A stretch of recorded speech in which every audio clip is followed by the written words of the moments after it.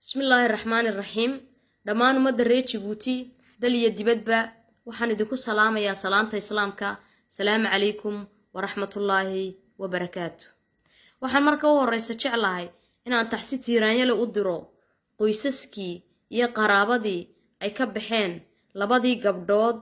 ee midna xaamilada ahayd ee maalintii dhaweyd uu baabuurku ku jiray dikada La Siesta waxaan ku leeyahay ilaahay samiri iimaan haydinka siiyo iyagana marti la jecel yahay ha ka dhigo yallikaam raxmataay waxaad ogaataan inaanu idin garab joogno waxaad ogaataan inaanu idin la qaybsanayno murugada idin soo food saartay waxa muhiima oo lagama maarmaana in ay dadkaasi ay cadaalad helaan waxa muhiima oo lagama maarmaana in dadkaasi jirjirka laga daayo ay dhibaatada inta leege ay soo food saartay intii la isgarab taagi lahaa loogu darin jicid oo ku helaan guryahooga xasilooni markaan intaasi ka imaado waxa kale oo jecelahay inaan ka hadlo fiidiyoogii walaalkeen Fuad Yusuf Ali uu habeenkii dhaweyd soo dhigay baraha bulshada waxaad korkiisa ka arkayseen caafimaad darrida ka muuqatay waxaad korkiisa ka arkayseen tiifta ka muuqatay waxaan leeyahay walaalkay Fuad Yusuf Ali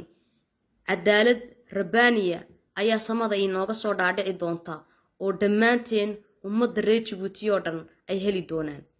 samir baan ku leeyahay dhabar adayg baan ku leeyahay waanan ku garab joognaa sidii aan markii hore ku garab joognay iyo si ka culusba waan ku garab joognaa waxaanan dalbanaynaa hariya habeen in si dhakhso ah loo soo daayo Fuad Yusuf Ali markaan intaasi ka imaado la hadlayaa ummadda reer Djibouti oo waqtigan la joogo u bislaatay siyaasadda dalkooga waxa taasina cadaynaysa sida aad doodaha culus iyo fikirada iskugu weydaarsanaysaan xafiisyada restauranyada iyo meelaha kale ee iskugu timaadaan dhalinyar iyo duqeyba waxa haddee toolay noo hadhay talaabo iyo ka gilgilashadii insha Allah guushuna way soo dhowdahay maalin kasta oo curataayna